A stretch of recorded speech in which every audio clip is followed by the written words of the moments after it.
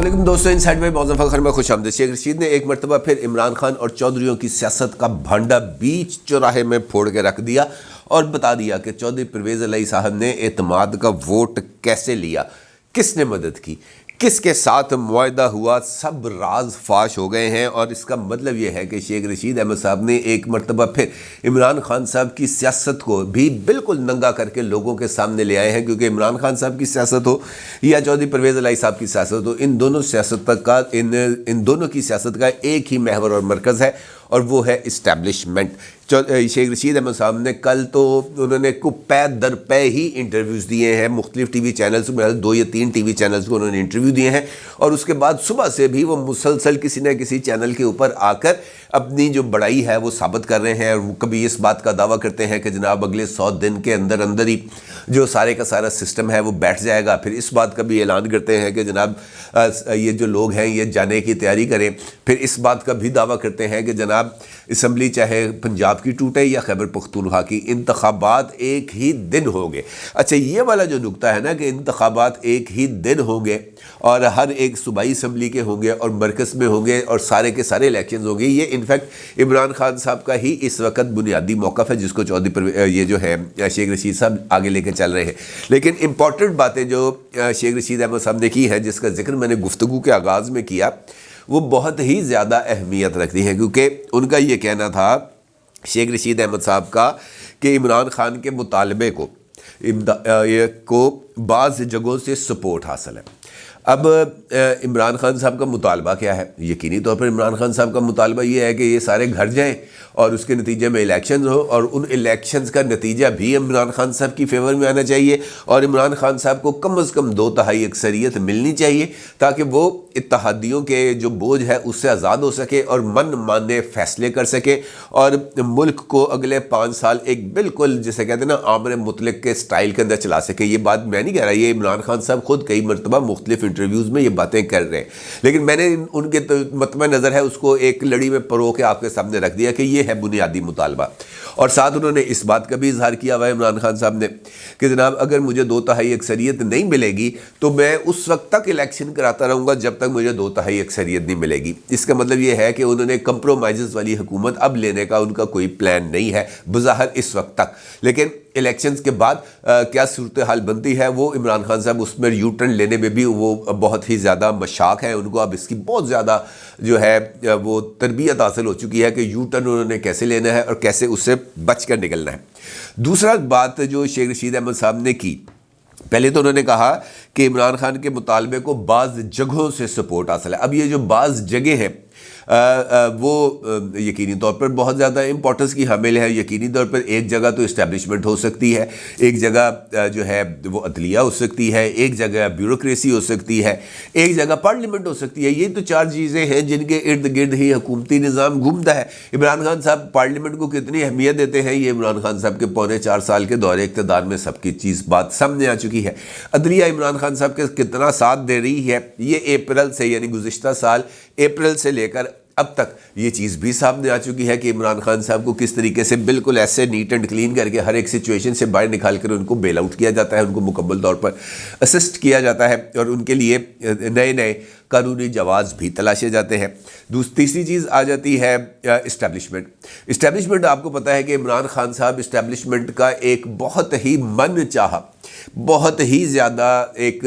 Project تھے جس پر establishment نے اپنی ساکھ بھی داؤ پر لگا دی، سب کچھ داؤ پر لگا دیا عمران خان کو اقتدار میں لانے کے لیے اور اقتدار میں لانے کے بعد عمران خان کو چلانے کے لیے۔ انہوں نے اپنی ہر ایک چیز سٹیک پر لگا دی، لیکن اس کے باوجود عمران خان صاحب نہ ایک اچھے حکمران ثابت ہو سکے اور نہ ہی ایک اچھے پولیٹیشین ابھی تک ثابت ہو سکے۔ یہ بات الگ ہے کہ وہ اپنے نیریٹو کو اس طریقے سے بلڈ کر دیتے ہیں جس کے نتیجے میں لوگ جو ہے ان کو ایک جسے ہم کہہ سکتے ہیں نا کہ ایک لبریٹر، ایک نجات دہندہ کے طور پر تصور کرتے ہیں کہ جناب وہ ہے ایسے، لیکن اب بھی اگر ان کو دوبارہ اقتدار ملے گا تو میرا نہیں خیال کہ موجودہ اقتدار جو اگر ان کو ملتا ہے تو اس کے نتائج بھی عمران خان صاحب کی جو پچھلی گورنمنٹ گزری ہے اس کے نتائج سے تھوڑا سا مختلف ہو، 19-20 کا فرق ہو سکتا ہے، اس سے آگے نہیں جا سکتے۔ اس کا مطلب یہ ہے کہ شیخ رشید احمد صاحب کا جو اشارہ ہے وہ یہ جو 4 ادارے میں نے آپ کے سامنے رکھے ہیں، انہی میں سے کسی 1-2 اداروں کی طرف ہوگا کہ جناب بعض جگہوں پر ابھی بھی بعض اداروں میں بعض جگہوں پر عمران خان صاحب کو سپورٹ حاصل ہے، اور اس سپورٹ کا عملی اظہار ہمیں چودھری پرویز الہی صاحب کے اعتماد کے ووٹ کے اوپر ملا۔ عمران خان صاحب اس بارے میں الزام تراشی کرتے رہے کہ جناب اسٹیبلشمنٹ نیوٹرل نہیں ہے، وہ اس بات کا بھی ذکر کرتے رہے کہ اسٹیبلشمنٹ مختلف لوگوں کے ساتھ رابطے میں ہے، وہ اس بات کا بھی الزام لگاتے رہے کہ اسٹیبلشمنٹ نے مختلف لوگوں کو ٹیلی فون کالز کیے ہیں اور یہ کہا ہے کہ عمران خان از ہسٹری، عمران خان کے نام کے آگے ہم نے ریڈ لائن لگا دی ہے، عمران خان کا نام اب ہم نے اپنی لسٹ میں سے نکال دیا۔ عمران خان صاحب اس بارے میں الزام لگاتے رہے۔ پھر عمران خان صاحب نے اس بات کا بھی الزام لگایا کہ 3 اراکین کو، ان کے جو اراکین اسمبلی ہے،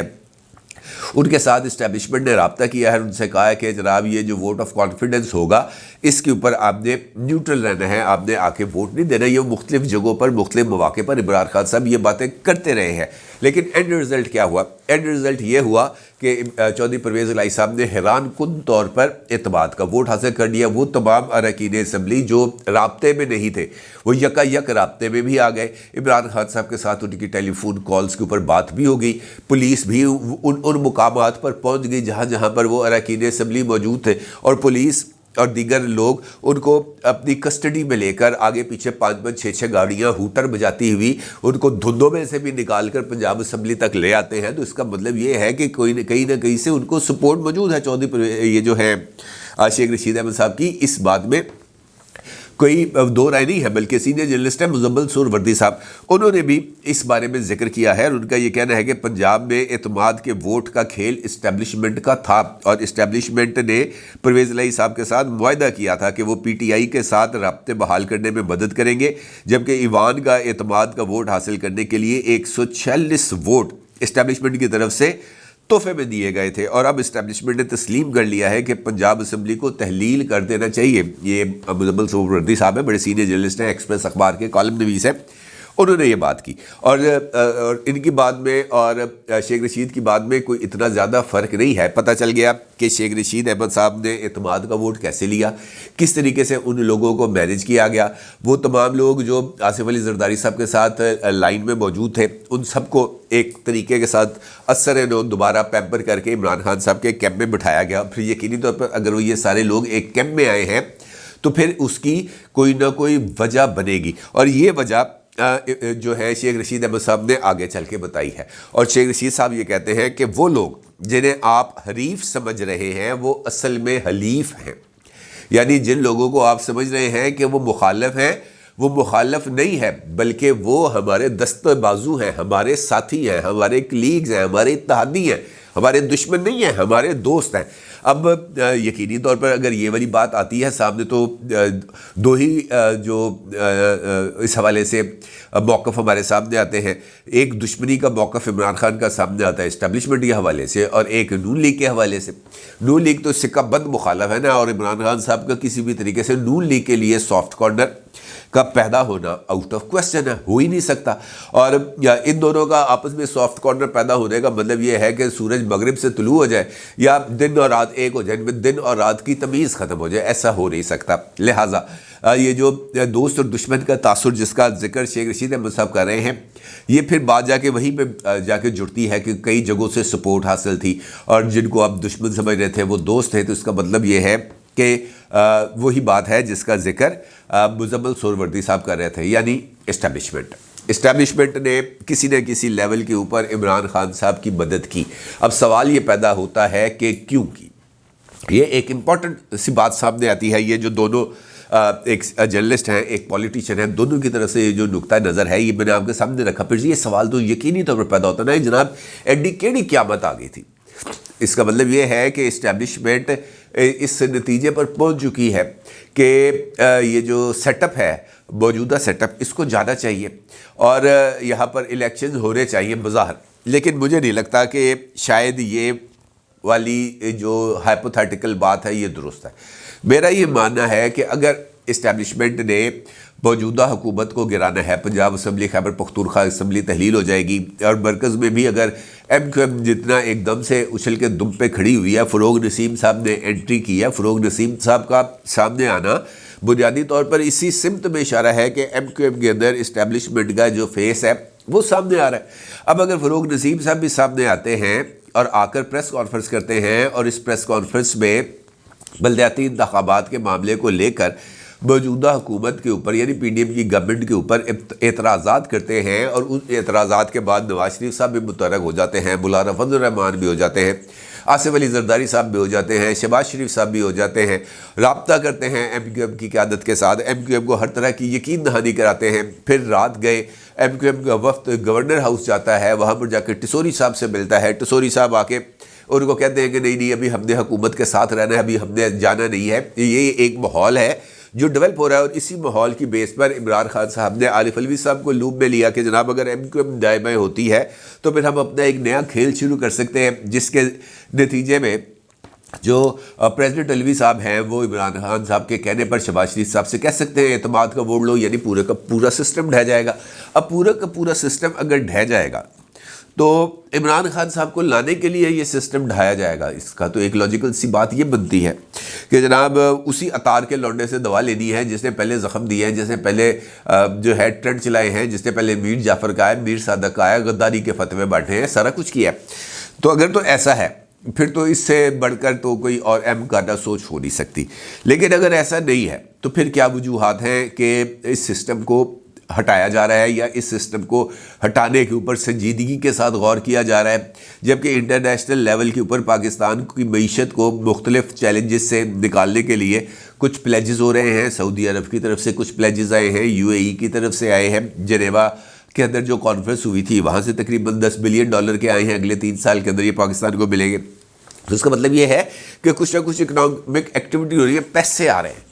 ٹھیک ہے جی، اگر پیسے آ رہے ہیں تو پھر اگر یہاں پر ایک لانگ ٹرم جو ہے سیٹ اپ بن جائے معاشی ایمرجنسی کے طور پر، ابتدائی طور پر 6 مہینے کے لیے وہ انٹرم سیٹ اپ بنے جو ایک ضرورت ہوتی ہے الیکشن سے پہلے 90 دن کے لیے، تو 90 دن کو اگلے 90 دن کے لیے ایکسٹینڈ کیا جا سکتا ہے۔ آئین کے اندر اس کی بھی گنجائش ہے، آرٹیکل محض 245 ہے شاید یا 254 ہے، اس طرح کا کوئی ملتا جلتا آرٹیکل ہے، اس کے تحت یہ ایکسٹینڈ کیا جا سکتا ہے۔ اور اس کے لیے مثال محترمہ بینظیر بھٹو صاحبہ کی شہادت موجود ہے کہ ان کی شہادت کے پر جو الیکشنز ہو رہے تھے جنوری میں، ان کی شہادت کے بعد ان الیکشنز کو ملتوی کیا گیا اور پھر وہ جا کر فروری میں ہوئے۔ تو اس طرح کی گنجائش موجود تو ہے آئین میں،